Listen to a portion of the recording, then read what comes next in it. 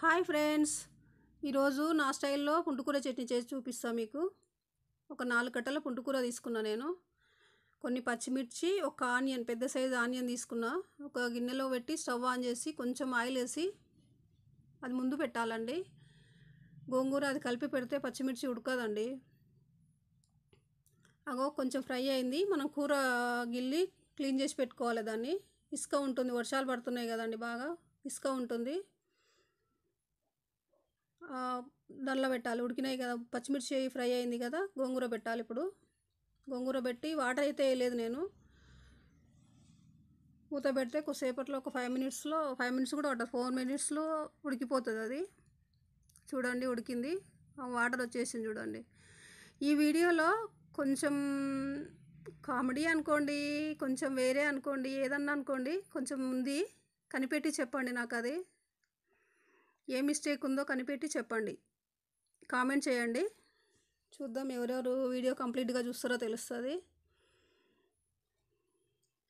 Video complete చూస్తేనే తెలుస్తుంది అనుకోండి. నేను ఒక హాఫ్ స్పూన్ పసుపు వేసాను.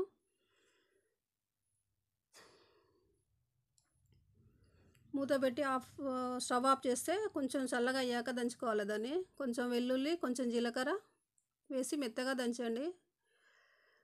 ఏ మిస్టేక్ ఉందో ఖచ్చితంగా కామెంట్ చేయండి.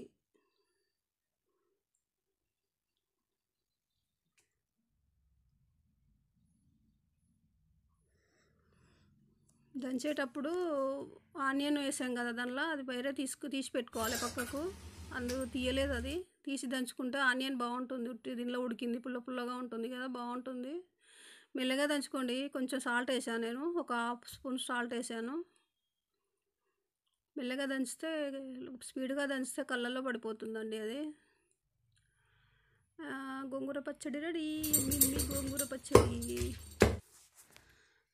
ఓకే అండి. Thank you for watching.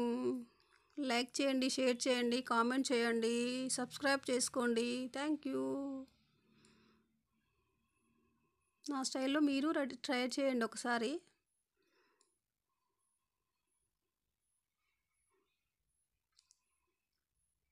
Okay అండి.